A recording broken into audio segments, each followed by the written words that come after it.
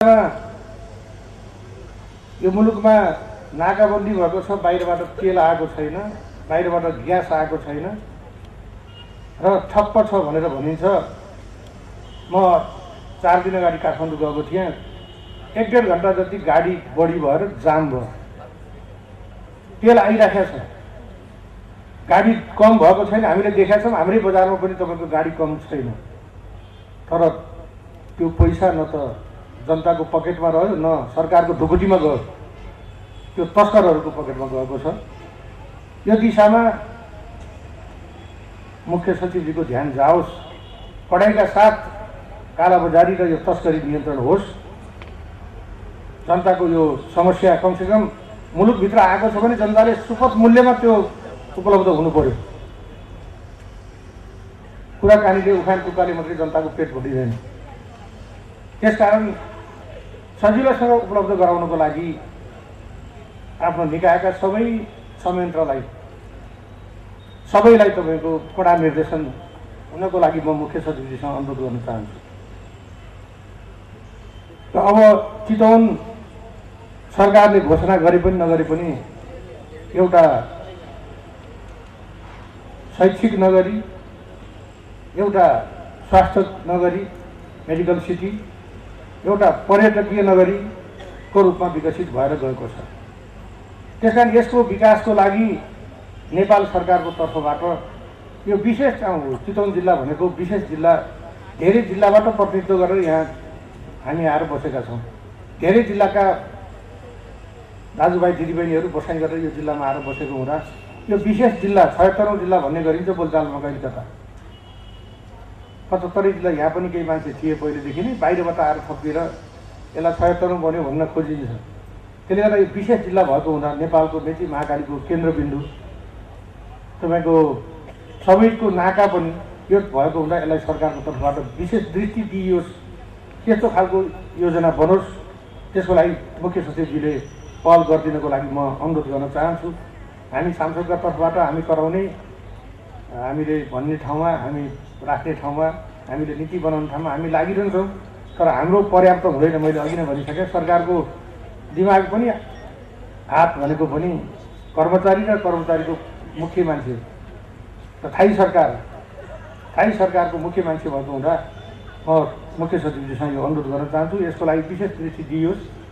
खास गरेर भरतपुर नगरपालिका एउटा उपमहानगरपालिका बनेपछि जुन अपेक्षा यहाँका जनताले गरेका छन्, खास गरेर अब हाम्रो कार्यकारी प्रमुखजीलाई पनि म भन्न चाहन्छु, हाम्रो यो पछाडि थपिएको पुरानो नगरपालिका भन्दा अहिले उपमहानगर बन्दाखेरि थपिएका वडाहरू, गाविसहरू जुन छन् तिनले हामी 2 नम्बर नागरिक भयौँ कि भने जस्तो महसुस गरेका छन्।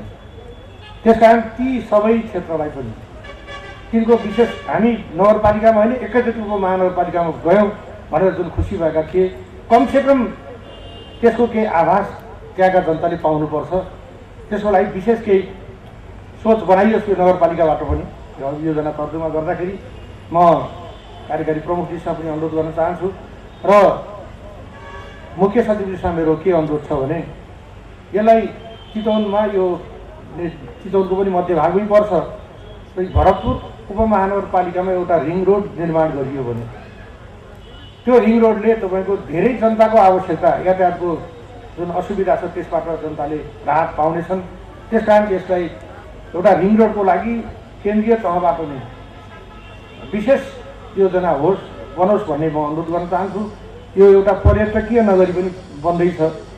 पर्यटकीय नगरी बन्नको लागि यातायातको अत्यन्त महत्त्व छ। त्यो रिङ रोड बन्यो भने त्यसले नारायणी नदी र राप्ती नदी नेसनल पार्कको धेरै भागमा पनि त्यो सडक विस्तार हुने भएको हुँदा धेरै पर्यटकहरू हामी आकर्षित गर्न सक्छौँ। त्यसको लागि त्यो रिङ रोडको लागि विशेष व्यवस्था गरियोस् भनेर म मुख्य सचिवसँग अनुरोध गर्न चाहन्छु। त्यसरी नै यो भरतपुर उपमहानगरको एउटा सम्पत्तिको रूपमा बिपी नगर बन्छ। पञ्चायती कालमा पञ्चायती व्यवस्थाको विरुद्धमा हामीले विभिन्न रचनात्मक काम पनि गरेर देखाउँ भनेर वृक्षारोपण गर्ने गर्थ्यौँ। हामीले रुख रोप्थ्यौँ, प्रहरीहरूले उखेल्थे। बल्ल बल्ल बचाएर त्यो बगरमा हामीले एउटा वन बनाएका थियौँ। पछि त्यसलाई नगर वनको रूपमा त्यहाँ बिपीको शालिग पनि रहेको छ, त्यसलाई नगर वनको नाम दिइएको छ। हाम्रा पूर्व मेयर मोतीलाल सुकेजीको अत्यन्त अतुलनीय योगदान छ त्यो स्थापना गर्नको लागि।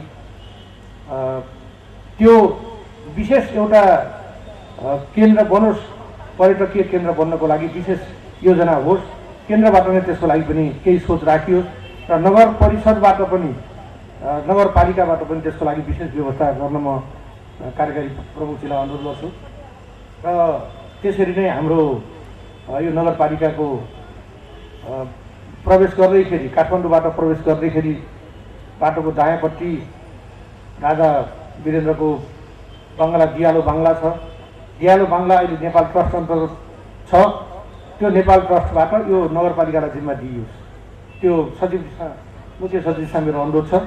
त्यो नगरपालिकालाई जिम्मा दिएर विशेष किसिमले त्यहाँ त्यसको तल्लोपट्टि एउटा राम्रो सुन्दर पार्क बनाएर र त्यो एउटा सङ्ग्रहालय जस्तो र अनि तल्लोपट्टि पार्क बनाएर चिल्ड्रेन पार्क त्यस्तो एउटा विशेष व्यवस्था होस्। म मुख्य सचिवजीसँग यो पनि अनुरोध गर्न चाहन्छु। त्यसको अलावा यो म धेरै नियम कानुनको कुरा बुझ्दिनँ, तर यो जनताले गर्ने जुन विकास निर्माणका कामहरू हुन्, जनताले गर्ने कामहरूमा तपाईँको विभिन्न बाधा अवरोध अहिले पनि बाँकी नै छ। कतिसम्म जनताले उपभोक्ता समिति मार्फत आफैले काम गर्न पाउने हुन्, वडाहरूलाई छुट्याइएको बजेट, त्यसमा टेन्डर हुनै पर्ने अरू अनगिन्ती झमेलाले गर्दा ठाउँ ठाउँबाट गुनासो आउँछ। त्यसकारण त्यो झन्झटबाट कसरी मुक्ति दिन मिल्छ त्यो उपाय खोजियोस्। जनतालाई दिइसकेको पैसा उपभोक्ता समिति बनाएर गरिएको काम त्यसमा हिनामिना अत्यन्त कम हुन्छ। कतिपय ठाउँ सुन्छु मैले विभिन्न पार्टीका प्रतिनिधिहरू संयन्त्र मिलेर खान्छन्ले भनेर यो चितवन जिल्लामा अलिक गाह्रो हुन्छ। वडामै गएको पैसा त्यसरी मिलेर खाएर हिनामिना भएको मलाई धेरै जानकारी छैन। त्यसले गर्दाखेरि जनताका प्रतिनिधिहरू उनीहरूलाई चाहिँ त्यो अधिकार दियोस्। त्यसका साथसाथै म हाम्रो कार्यकारी प्रमुखजीलाई एउटा कुरा भन्न चाहन्छु। धेरै लामो समय छैन, मैले हाम्रो मुख्य सचिवजी तुरुन्तै काठमाडौँ जानुपर्ने भएको हुन 2-4वटा कुरा भनिहालौँ जिल्लाको तर्फबाट भनेर मात्रै म यहाँ उभिएको हुँ पहिले समय मागेर। अब म त्यसको अलावा म के भन्न चाहन्छु भने यहाँ विगतका प्रशासकहरूले, विगतका कार्यकारी अधिकृतहरू, नगरपालिकामा काम गर्ने अधिकृतहरूले तपाईँको जनताका कुरा नसुन्ने, जनताका प्रतिनिधिका कुरा नसुन्ने, राजनीतिक पार्टीहरूलाई अवज्ञा गर्ने त्यो काम भएको छ। चितवन काम गर्न अत्यन्त सजिलो जिल्ला हो। हामी रचनात्मक कामको लागि कुनै पार्टीमा धेरै विवाद छैन, एकमत भएर हामी आउँछौँ।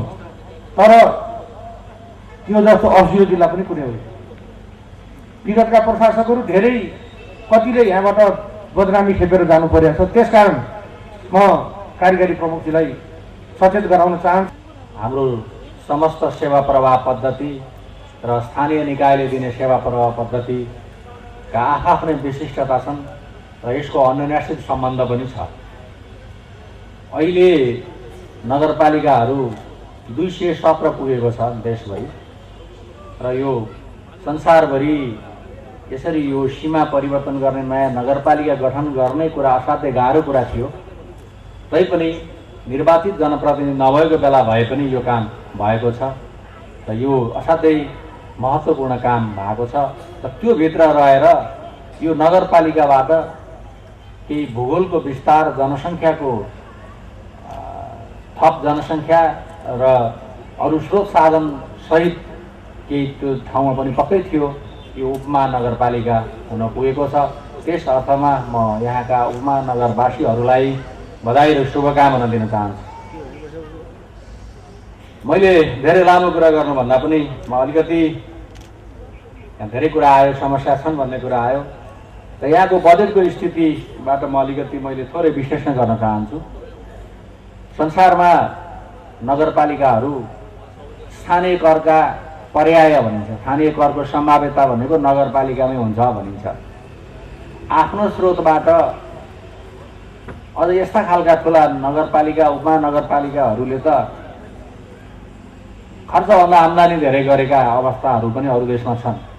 तर हाम्रोमा चाहिँ अलिकति करको संस्कृति नभएको, सेवाहरू समयमा दिन नसक्ने, सेवा शुल्क लिएर प्रतिस्पर्धात्मक सेवा नगरपालिकाहरूले दिन्छन् भन्नुभन्दा पनि वितरणमुखी संस्कारले गर्दा यो सेवामा प्रतिस्पर्धा हुन सकिरहेको छैन।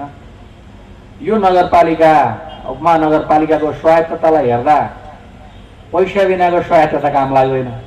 त्यसकारण यहाँको पैसाको स्वायत्तता हेर्दाखेरि आन्तरिक स्रोत जम्मा गर्ने 25 करोड रहेछ। त्यस्तै रजिस्ट्रेसन शुल्कमा 4 करोड 50 लाख र जनसहभागिता भनेर 3 करोड 96 लाखको अनुमान गरिएको रहेछ। र जनसहभागिता टोटल बजेटको करिब 15% को हाराहारीमा हुने रहेछ। यहाँ मलाई लाग्छ विगतको जनसहभागिताको मोडेलमा पूर्वाधारलाई हेर्ने हो भने 60-40 थियो होला, यहाँ पनि पछि 50-50 भयो कि जस्तो लाग्छ। भन्दा जनसहभागिताको ट्रेन्ड पनि घट्दो, आवश्यकता र माग बढ्दो अनि रासो पनि धेरै उठाउन नसक्ने अवस्था हुँदा त्यो सबै कुरालाई समग्रतामा सुधार गर्नुपर्छ। केन्द्रको स्रोत पनि यहाँ धेरै तरिकाबाट आएको छ। यो हिसाबले हेर्दा यहाँको स्वायत्ततालाई हामीले मान्ने हो भने अब रजिस्ट्रेसन शुल्क वास्तवमा केन्द्रीय राजस्वमा जान्थ्यो, यता आउने चलन भएको हो। पहिला जिल्ला विकासमा हुन्थ्यो, नगरपालिकामा हुँदै थियो, पछि नगरपालिकामा सारिएको हो, सायद बजेट वक्तव्य मार्फत सारिएको जस्तो लाग्छ। त्यो समय त हाल्दा यहाँको स्वायत्तता जम्मा 53% देखिन्छ, वित्तीय स्वायत्तता। जनसहभागिता जोड्दा चाहिँ होइन 47% देखिन्छ जनसहभागिता जोड्दा। अब रजिस्ट्रेसन शुल्क समेत जोड्यो भने 53% हुन्छ। त्यसमा पनि चालु खर्च 12 करोड 55 लाख उहाँले राख्नु भएको छ।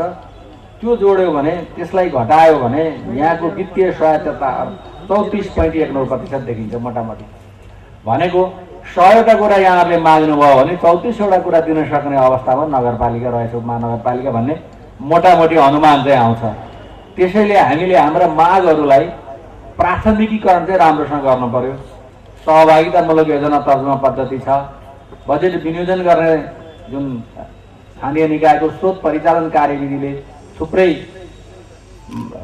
मापदण्डका कुराहरू राखेको छ, त्यो अनुसार हामीले बजेट विनियोजन गर्नुपर्ने अवस्था पनि छ। प्रशासनिक खर्च हेऱ्यो भने आन्तरिक स्रोतको 41% देखिन्छ। अब यो आन्तरिक स्रोत कम हुने र प्रशासनिक खर्च बढी हुने हो भने के भनिन्छ भने नागरिकहरूले कर शुल्क तिर्न मन पराउँदैनन् जहाँ चाहिँ प्रशासनिक खर्च धेरै हुन्छ। त्यसैले प्रशासनिक खर्च घटाउने, राजस्व स्रोत बढाउने र खर्चमा विश्वसनीयता हुनु पर्यो। नगरपालिकाले अघि कार्यकारीले पढ्नुभयो बेरुजु धेरै बढ्यो भनेर, त्यो बेरुजु बढ्ने भनेको राम्रो सङ्केत होइन। यसले समाजलाई पनि खलबल ल्याउँछ। उपमहानगरपालिकाको स्रोत त्यसको फर्स्ट नगरे पनि हुन्छ भन्ने कुराले चाहिँ राम्रो सन्देश दिँदैन। बेरुजु त्यसकी नै धेरै होला। त्यस अर्थमा त्यतातिर पनि दलीय संयन्त्रले र यहाँको नागरिक समाजले, नागरिकहरूले ध्यान दिनु पर्यो। मलाई लाग्छ यहाँ वडा नागरिक मञ्चहरू होलान्, नागरिक सचेतना केन्द्रहरू होलान्, तिनीहरूले पनि अलिकति यस्ता कुराहरूमा ध्यान दिनुपर्छ जस्तो मलाई लागेको छ। हालै नेपाल सरकारले जारी गरेको तत्कालको सुधार कार्यक्रममा पनि नगर सुशासनका कुरादेखि लिएर थुप्रै कुरा राखेको छ, त्यसलाई ध्यान दिनुपर्ने छ। नगरपालिकाहरूमा लगानी अभिवृद्धि गर्नको लागि स्रोत अलि बढ्छ होला भनेर यहाँ ऋणको कुरा पनि राख्नु भएको छ। क्यारे नगर विकास कोषलाई हालै अर्थ मन्त्रालय अन्तर्गत लगिया छ। एउटा त यसलाई अलि परिमार्जन गर्नको लागि, पछि त्यसलाई ब्याङ्कको रूपमा रूपान्तर गर्न सजिलो हुन्छ कि भन्ने सोचले त्यसबाट पनि अलिकति सजिलो हुन्छ होला। अघि कार्यपत्रमा सब्सिडारिटी प्रिन्सिपल जुन सन्निकटताको सिद्धान्त उहाँले भन्नुभएको छ, त्यो स्वायत्तता आफ्नो स्रोत अर्काको भन्ने खालको हिसाबको सन्निकटताको सिद्धान्तले मान्दैन। त्यसकारण स्रोत परिचालनमा विशेष ध्यान दिनुपर्छ। हामीले खर्चका योजना राख्छौँ, राष्ट्रको योजना बनाउँदैनौँ। प्राय यहाँ पनि त्यस्तो छैन होला, राष्ट्रको योजना बनाए जस्तो देखिँदैन। बजेट विनियोजनमा जति रसाकसी यहाँहरूले गर्नुहुन्छ, राष्ट्र बढाउने हो भने त्यतिकै चिन्तन गर्यो भने यो असाध्यै पोटेन्सियल छ यो उपमहानगरपालिका। त्यस्तै अब यो जनसहभागिता बढाउने कुरामा पनि अलिकति पहिलाभन्दा अलि डाटाले तथ्याङ्कले घटेको अवस्था देखिन्छ। अब यो मान्यज्यूले केही जिज्ञासाहरू राख्नु भएको छ। अवस्थितिको फाइदाको हिसाबले हेर्दा करिब करिब नेपालको पूर्व पश्चिमको हिसाबले यो केन्द्रबिन्दुको हाराहारीमा पर्छ। पूर्वाधारको हिसाबले पनि पूर्व पश्चिम हाइवे यहीँ पर्छ। उत्तर दक्षिणको पनि यहाँ जोडिनेछ। यहाँले सुन्नुभएको होला, अब गल्छीदेखि रसुवागढीसम्मको राजमार्ग फराकिलो बन्दाखेरि यो उत्तर दक्षिण जोडिने अवस्था पनि यसबाट सिर्जना हुन्छ। अब मान्यज्यूले राख्नुभयो नाकाको कुरा, यो पोलिटिकल प्रब्लम हो, हामीले धेरै ठाउँमा भन्ने गरेका छौँ। म यसमा त्योभन्दा बढ्ता भन्न सक्ने अवस्थामा छैन, किनभने सङ्घीयताको सङ्क्रमणकालीन प्रबन्धको अनिश्चितताको प्रतिफलको एउटा उपजको रूपमा पनि यसलाई लिन सक्छौँ हामीले। यहाँको विकासको कुरा गर्दा मलाई धेरै अगाडि करिब करिब 10-11 वर्ष अगाडिको याद आयो। यो बस पार्क जुन टर्मिनल छ त्यसको ऋण स्वीकृत गर्ने सिलसिलामा असाध्यै ठुलो डिमान्ड थियो, तर त्यो बनिसकेपछि सञ्चालनमा त्यो ऋण लिन प्रयास गर्न जस्तो चाहिँ त्यस्तो भएको देखिएन। त्यसैले त्यसको सञ्चालनमा पनि अलिकति ध्यान दिनुपर्ने अवस्था छ। लोकल सेल्फ गभर्नेन्सले स्रोत सम्भाव्यता, स्रोतको परिचालन, उपयोग गर्ने कुराहरू र भौतिक पूर्वाधार विकासमा अस्ति मात्रै काठमाडौँभित्रका सबै नगरपालिकाहरूले कसरी एकीकृत हिसाबले विकास निर्माण गर्न सकिन्छ भन्ने छलफल आयोजना गरेका थिए। त्यसमा संयोगले म पनि पुगेको थिएँ। यहाँ पनि अरू नगरपालिकासित मिलेर भए पनि अलिक फराकिलो हिसाबले भौतिक पूर्वाधारहरू बनाउन सक्यो भने त्यसलाई भनिन्छ आयतनको अर्थलाभ, अथवा धेरै ठुलो इन्फ्रास्ट्रक्चर बनायो भने धेरै सजिलो हुन्छ। र स्थानीय स्वायत्त शासन नियमावलीमा पनि स्थानीय निकाय साझेदारी समिति बनाएको छ, त्यो आधारमा पनि काम गर्न सकिन्छ। अब उपभोक्ताको हिसाबले हामीले कुरा गर्दा 60 लाखसम्मको काम उपभोक्ताले गर्ने हो। यो सबै ठाउँमा एकै खाले उपभोक्ता हुनुहुन्छ भन्ने कुरामा शङ्का छ। काहीँ अत्यन्त राम्रो हुन्छ,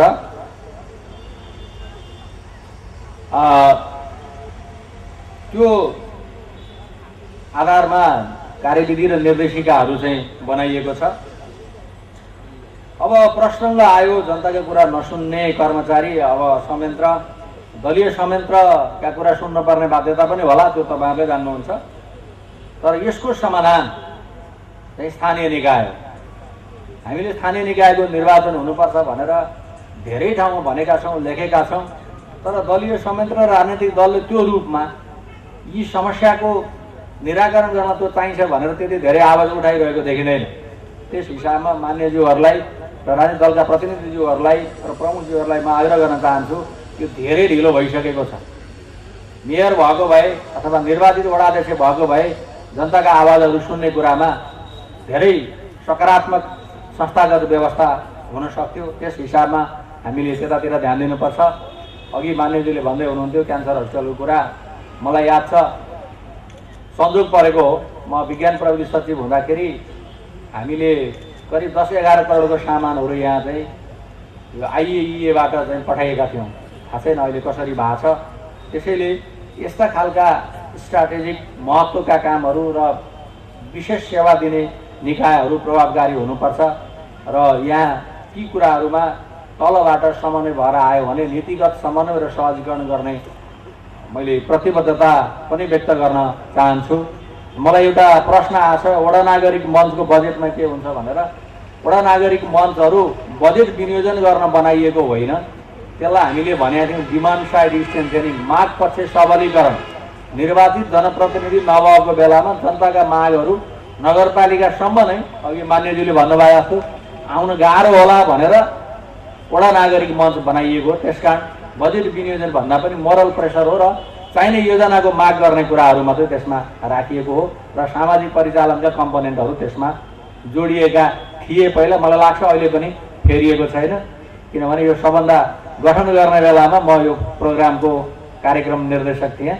यो धेरैचोटि छलफल गरेर यो मेकानिजम बनाइएको हो र यसले विनाशकारी भूकम्पको बेलामा, योजना तर्जुमाको बेलामा, कार्यालयहरूले कतिपय फिल्डको तथ्याङ्क जाँच्ने भेरिफाई गर्ने बेलामा चाहिँ यस्ता संस्थाहरूले राम्रो काम गरेको र सशक्तिकरण भएको भन्ने चाहिँ आएको छ।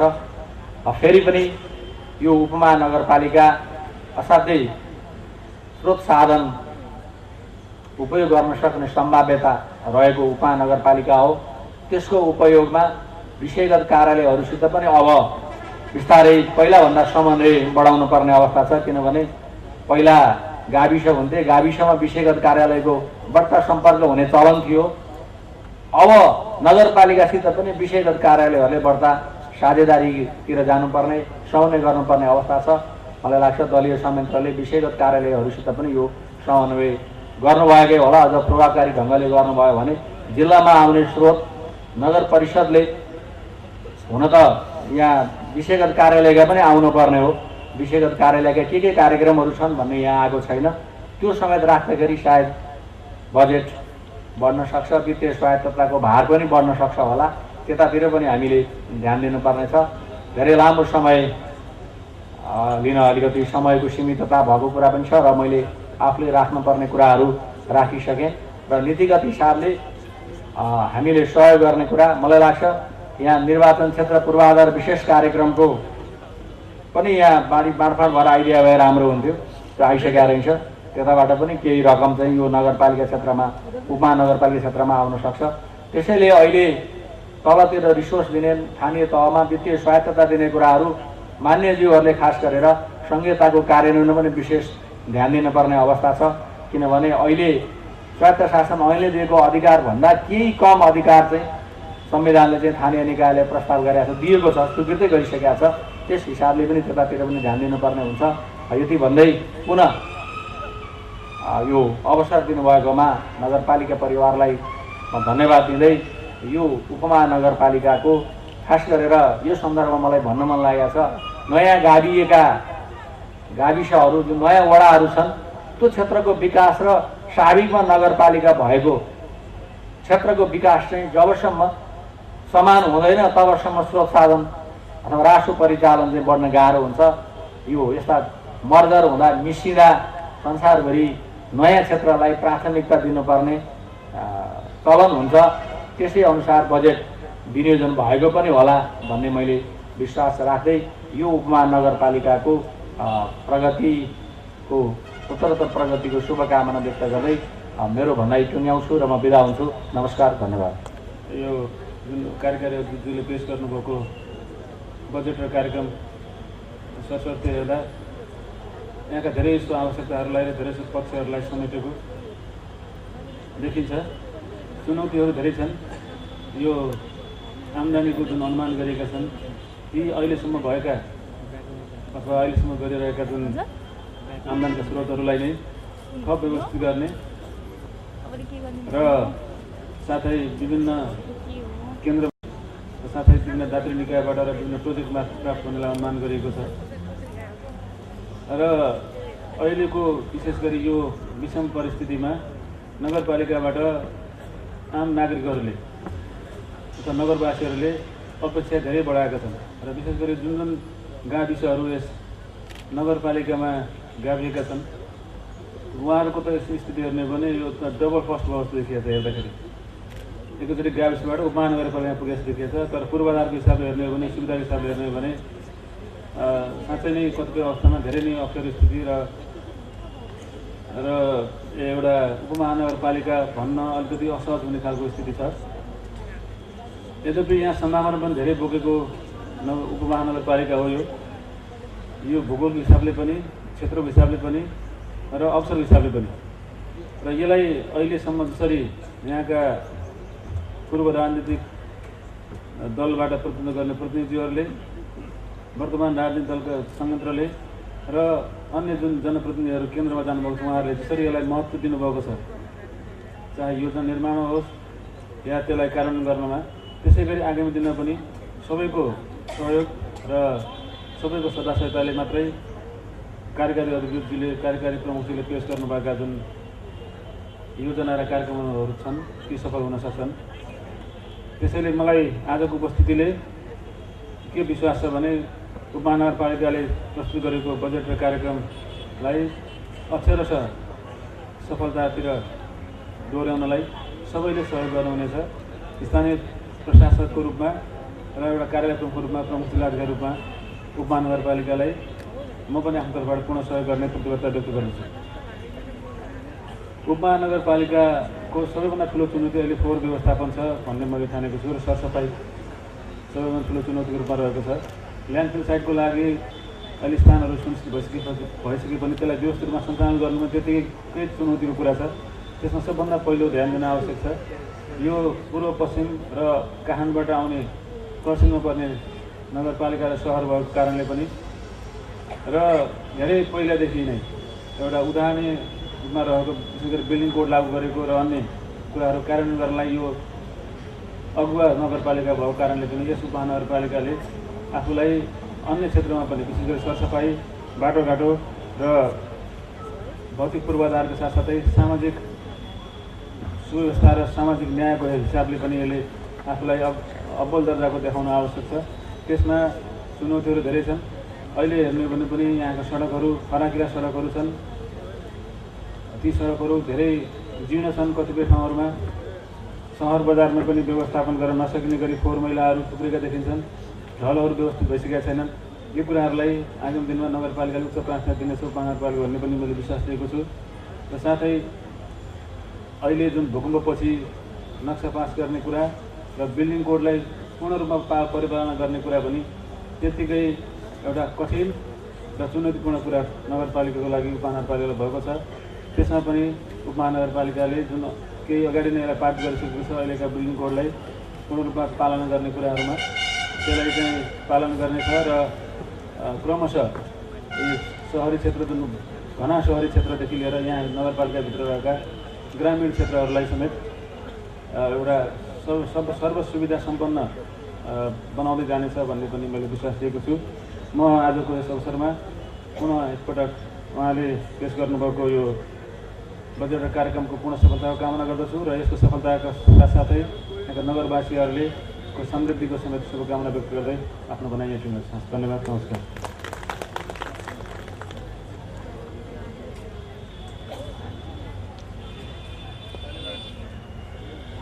धन्यवाद प्रयोज्यज्यू।